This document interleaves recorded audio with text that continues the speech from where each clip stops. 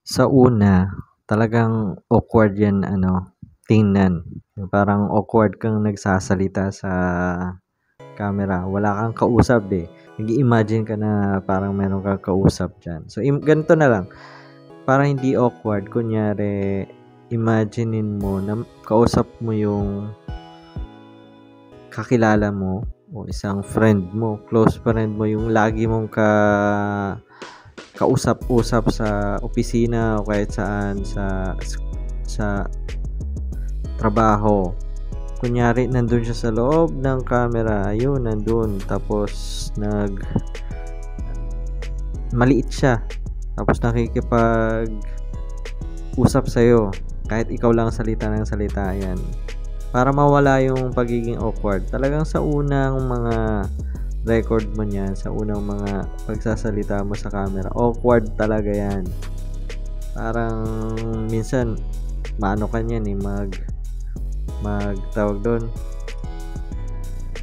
Yan, parang ganito, 'di ba? Nawawala yung nagahang kasi di mo na alam kung anong sasabihin mo. So nangyayari talaga yun, kahit ako hanggang ngayon, nangyayari pa rin naman, pero habang tumatagal kasi nag-i-improve yan, tapos nagiging confident ang sarili natin, yung pagsasalita natin dito sa video.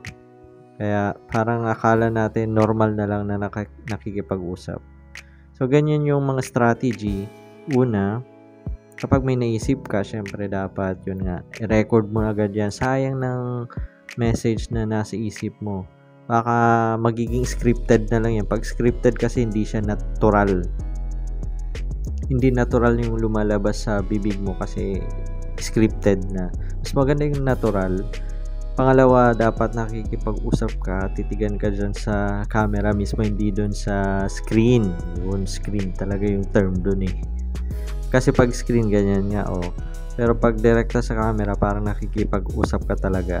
Kunyari na lang yung camera, yung kausap mo sa camera, isa lang ang mata. Yan, dyan ka nakikipag-usap. Tapos talagang ganun, pag pinanood mo na yung nirecord mong video, parang mukha kang tanga talaga. Pag-iisipan mo talaga na parang pangit ko, no? Parang pag-iisipan mo ang pangit ng boses, ang pangit ng mukha, parang nakakahiyang i-publish o ipakita to sa wala naman silang pakialam dyan, eh. Huwag mong i-share sa mga kakilala mo. Hayaan mo si YouTube i-share o i-suggest yan sa ibang mga tao, hindi sa mga kakilala mo. Kasi wala naman din silang pakialam dyan. Kaya diretso ka lang, mag-record ka lang, sabihin mo yung mga thoughts na nasa yung mga ideas, mga message na gusto mong sabihin. Ganyan. Diretso lang, record.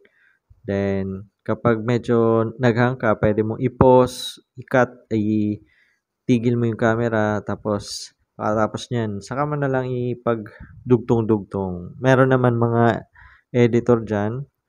Tapos, pagkatapos niyan, i-edit mo na. Kapag na-edit mo na, mag-isip ka or hanapin mo yung magandang title, yung main thought ng video na ginawa mo. Pag nakuha mo na, gawan mo ng tawag doon, yung kailangan yung title, gawan mo ng parang clickbait.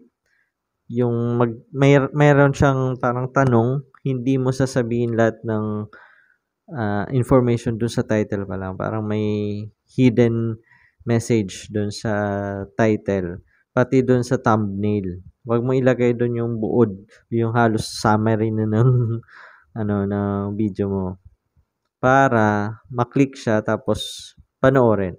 Siyempre ang importante, may message at value yung video. Kapag nagawa mo na 'yan, mas lalaki yung average view o yung viewing average ng video, mas madaming views. Tapos, pero hindi agad yan dadami. Siyempre, kung nagsisimula pa lang, unti-unti yan dadami. Magkiklik yan. Then, kapag nangyari yan, balikan mo ko. Okay? So, para mabalikan mo ko, tapos malaman mo may video akong bago, nakasubscribe ka dapat. Kapag nakasubscribe ka, dapat nakaklik yung, hindi yung personal di ba? Pag click mo ng subscribe, meron yan all, yung pinakataas, i-click mo din yun para may notification kasi pag wala yun, hindi yan magno-notify. Kaya balikan mo kapag nagawa mo na yan, halimbawa after 30 days, confident ka na at hindi ka na awkward sa pagsasalita sa camera. Yun.